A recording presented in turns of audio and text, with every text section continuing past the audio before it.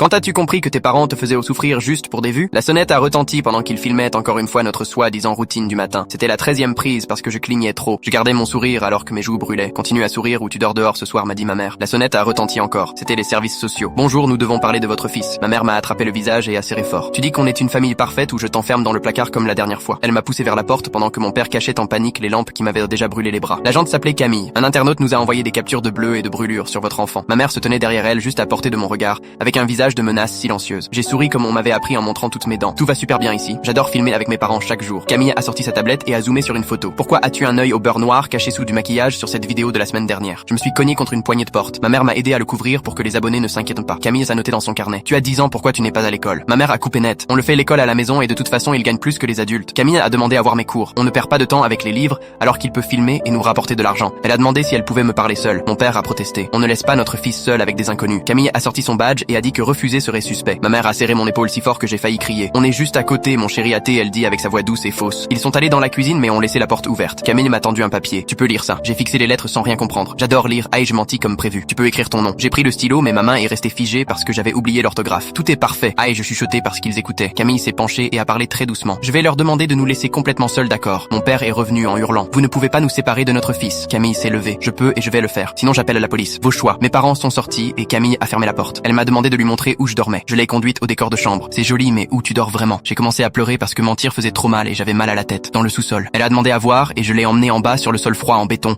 avec 2 couvertures minces et pas d'oreiller. Camille a pris des photos. Plus tard, elle a vu les brûlures sur mes bras. Ça vient d'où? Les lampes chauffent trop pendant les tournages et je dis sans les accuser. Elle a regardé les coupures sur mes jambes. Et ça, je n'ai pas trouvé de mensonge assez vite. Des choses volent parfois quand la vidéo rate. Elle a fait défiler nos vidéos sur son téléphone. Tu as beaucoup maigri ces derniers mois. Elle m'a montré une vidéo d'il y a 6 mois où j'avais un autre visage. Quand as-tu mangé un vrai repas pour la dernière fois? Mon ventre faisait mal, j'avais rien mangé depuis 2 jours parce que ma mère disait que j'étais trop gros à la caméra. J'ai grignoté des biscuits il y a quelques jours. Elle m'a posé des questions sur les amis et l'école. J'ai dit que j'en avais avant que la chaîne devienne grande.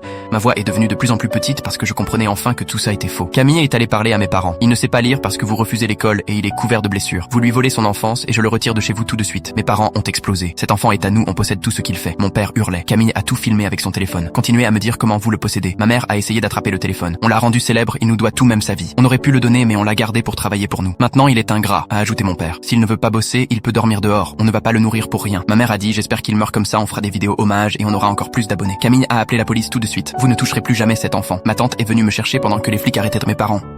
Tu es en sécurité, m'a-t-elle dit.